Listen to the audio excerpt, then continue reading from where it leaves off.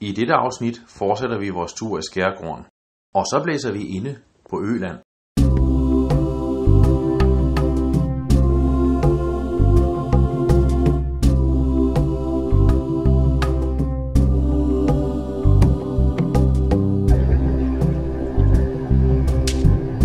Vi er en familie på 3, der har en båd, som vi elsker at sejle i.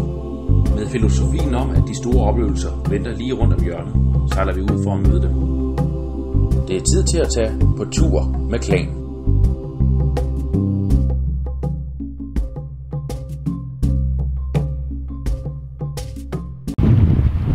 Vi er på vej sydover i, jeg ved ikke om man kan kalde det motorvejen, eller landevejen i skærgården, hvor man kan se, at alle andre også sejler. Så sejler man indenskærs her, og det er alle sammen i den samme, sejlrand, eller rute her.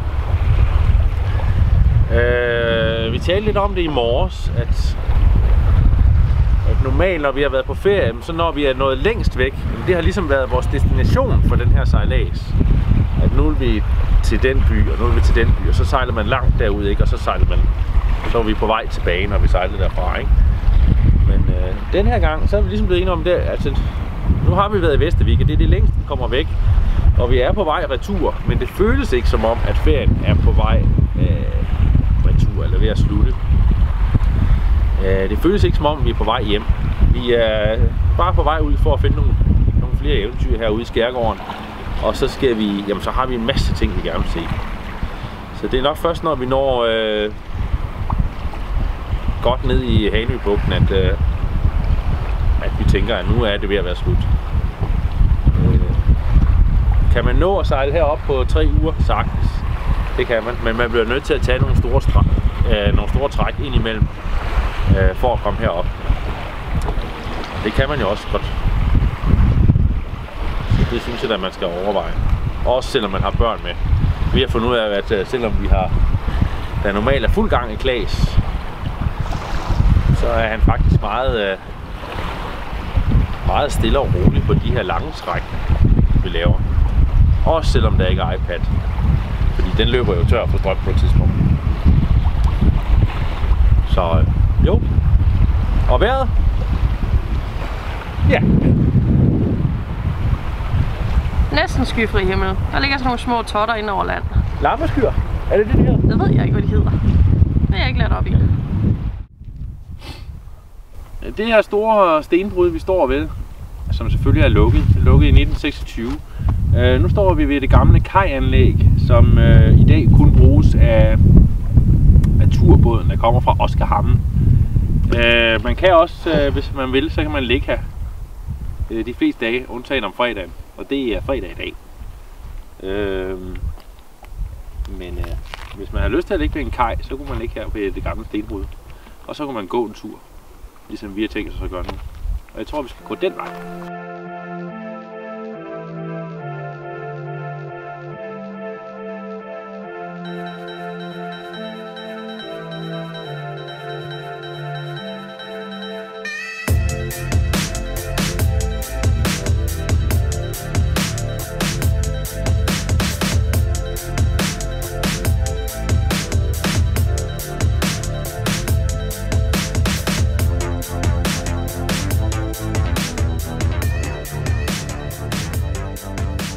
Prøv at se her, hvor store de der blokke er. Og så brugte de, hvad er det der? Er det heste eller? Det kører. Er det kører?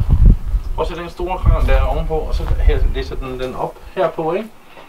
Ned til vandet. Og så må der være kommet et skib hernede, vil jeg tro. Og har sejlet dem væk. Og så står der heroppe på den her seddel her, ikke? At dengang vi nåede til det 20. århundrede, så lukkede det altså lige så langsomt, fordi så blev det billigere at få dem fra Tyskland af. Lige omkring 1. verdenskrig. Der står også på den der, at det var ret farligt at være her. For de brugte jo, jeg tror de brugte dynamit til at sprænge det. Springe klemmerne i. Og så, kunne det godt komme sådan nogle, det kan godt forestille dig, når man springer noget, ikke? Så kan det godt komme sådan nogle små bitte sten, ikke? Og så kunne de få dem i øjnene.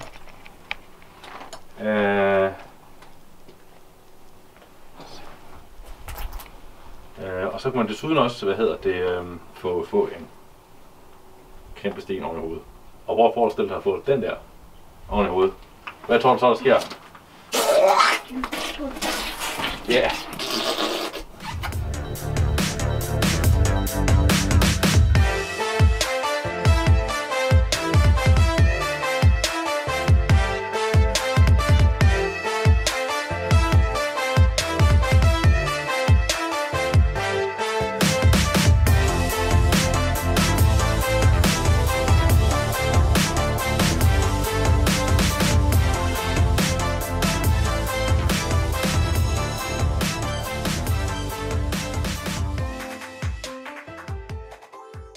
Klokken den er 2:15, og her for cirka 45 minutter siden, der blev jeg vækket af, at jeg kunne høre, at vi bankede mod klippen.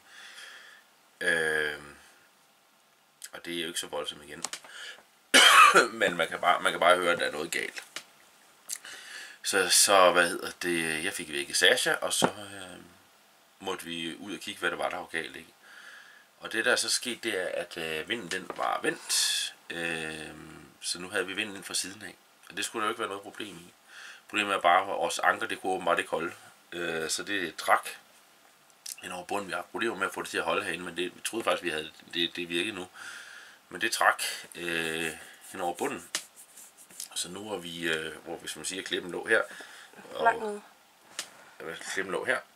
Så var vi lige så langsomt ved at dreje den vej over i en nabobåd, der havde fortøjet ved siden af os. Så vi måtte ud og se, hvad fanden vi kunne gøre. Vi kunne ikke få anker til at holde. Det var der ikke noget at gøre ved. Den glider bare hen over bunden. Lige så langsomt.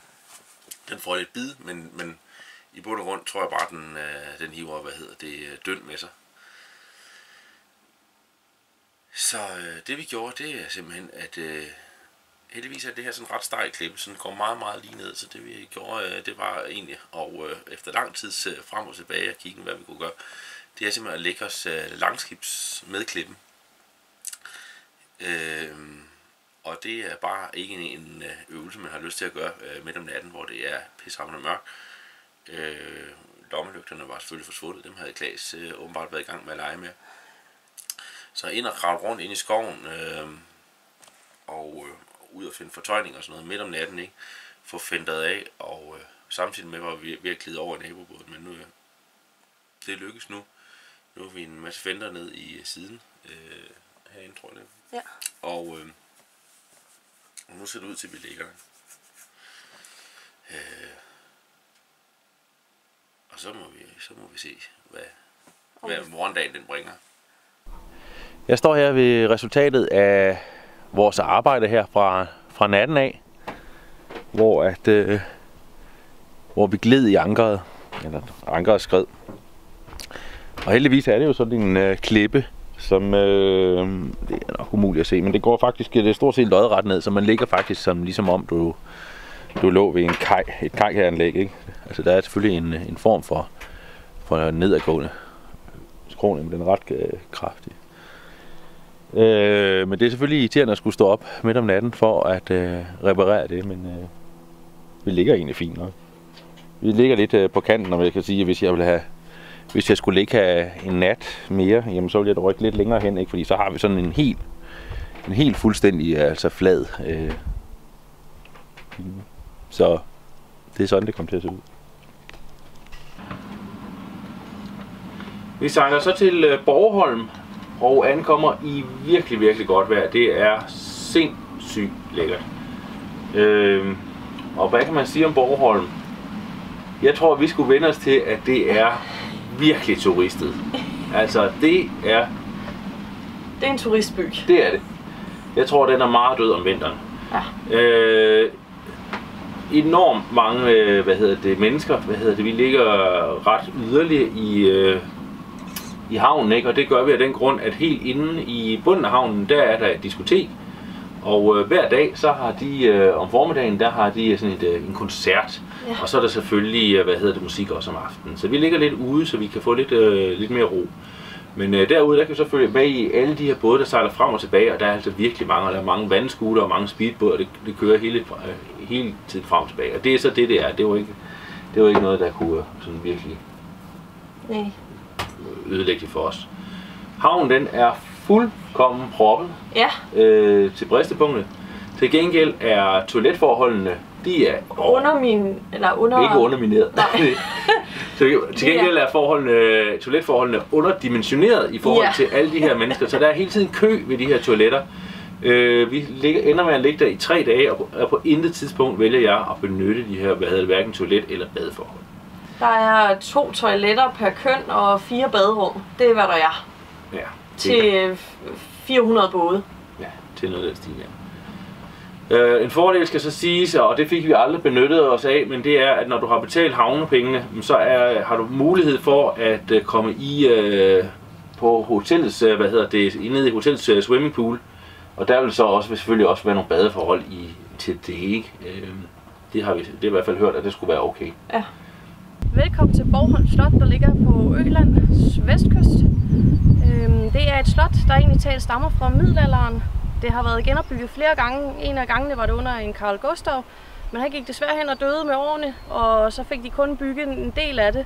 Det vil sige, højden er der på murværket det hele, og i 1806 der brændte det så, og siden da har det bare stået som en borgruin. Men den er utrolig smuk, og det er faktisk den største i Sverige. Så nu skal vi op og se den. Karl XI, han var en lidt hård mand og havde mange jagtselskaber herude, så derfor blev hele øen faktisk til et jagtsted. Og det vil sige, at beboerne, som har boet herude, de måtte faktisk kappe benene af hunden, for at hunden må overleve. Og hvis man ikke gjorde det, så var det faktisk straf til familien. Så derfor var mange hunde, der løb rundt her, og det var allerede fra 1673 og frem til 1801. Så det var først i 1801, altså næsten 200 år efter, at det blev indført, at man faktisk begyndte at lade hundene leve med alle 4 ben. Så det var også en måde at være konge på. Og hun manglede at sige, at de også kunne aflive dem i stedet for. Ja, det er rigtigt. Ja. Ej, du glemmer altid. Wow. Skal jeg huske det hele? Husk alle fag. Detaljer.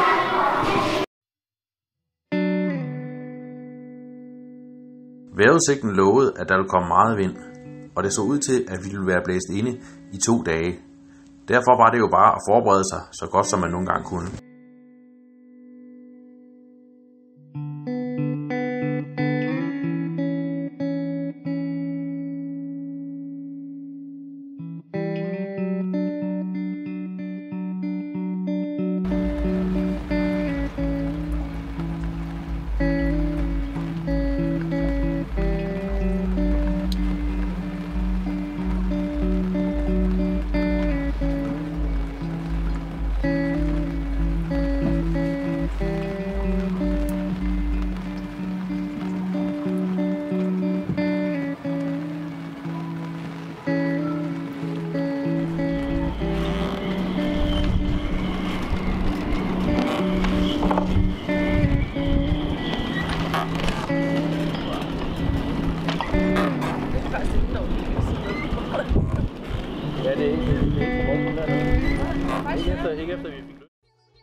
Da vinden lagde sig lidt, var det tid til at komme videre. Videre sydpå på vej mod nye eventyr.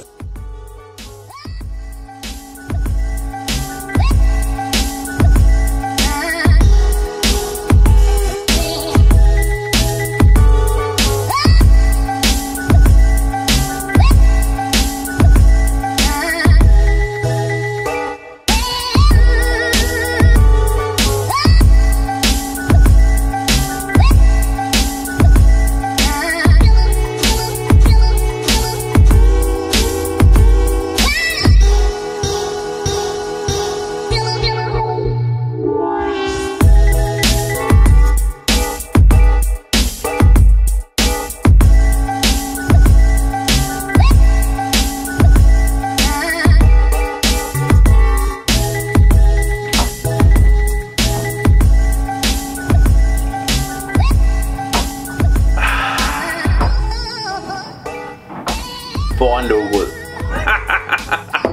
Slut.